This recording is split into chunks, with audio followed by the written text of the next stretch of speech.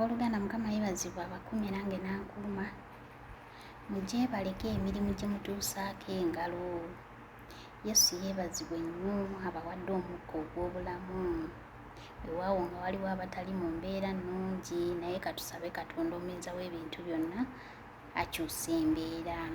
Amannya n'eddoboozi, nze Madamu Jessica Nakiryowa.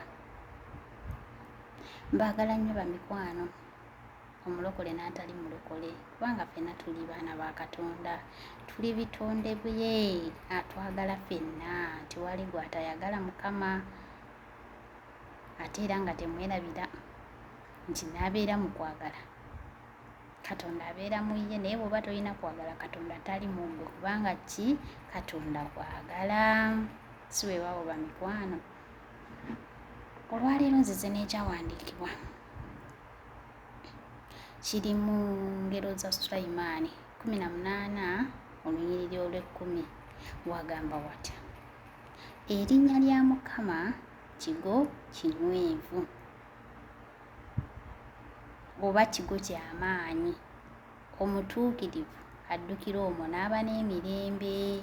Aleluya ab'emikwano. Naye mulokole teweerabira. Si byangu okubeera ng'oddukira eri erinnya lya Yesu Kristo omwana wa Katonda omulamu. Okuddukira eri Yesu olina okubeera ng'oli mukwano gwe, kubanga wamukkiriza, kubanga omuntu akkiriza na mutima gwe okuweebwa obutuukirivu, n'ayatula n'akamwa ke. Si bwe kiri mulokole? Aba erinnya lya Yesu Kristo walikkiriza, wakkiriza Kristo okubeera omulokozi wo, kuba tonnaba kukkiriza mukwano. Mbadde nno nsaba okkirize kano ke kaseera, kubanga bino ebiseera bye tulimu si birungi. Bino ebiseera bye tulimu bya nkomerero. So tulina okwatula erinnya lya Yesu Kristo omwana wa Katonda omulamu, ne tumusembeza, kubanga Yesu Kristo ly'ekkubo n'amazima n'obulamu. Abooluganda, Mukama yeebazibwe. Erinnya eryo ayagala okusumululwa oyita mu linnya eryo, kubanga amakulu gaalyo kusumululwa, kulokola. Buli ali mu mbeera enzibu, linnya lya Yesu kisumuluzo. Ekiggula yonna gy'olaga kigo kinywevu. Mulokole, baako gw'obigamba ebigambo bino nti bane tulina erinnya erya Mukama, ekigo ekinywevu eky'amaanyi. Haleluya ab'emikwano, nti ffeno gye tuddukira ne tuba n'emirembe. Munno tomuleka kubeera eyo ng'olaba ali mu mbeera emuyuuguumya, abonaabona, kyokka ggwe oli muli mu kigo kya Yesu Kristo, weefunidde emirembe.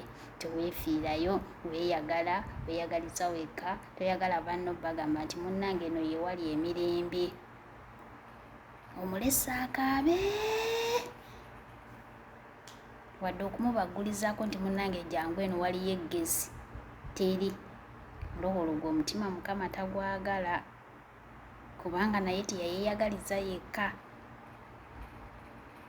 Teyayeetikkanga migugu gye yekka, yeetikkanga n'egy'abalala. Mulokole naawe baako omugugu gwe weetikka,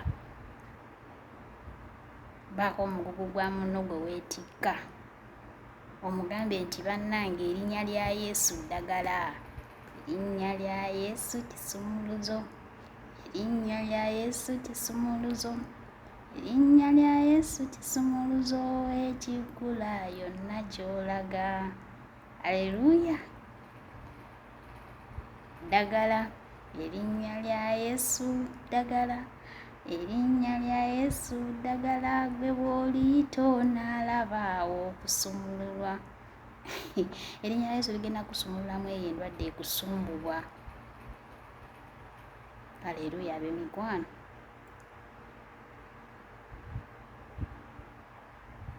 Nsaba ebigambo bino obeeko gw'obigamba.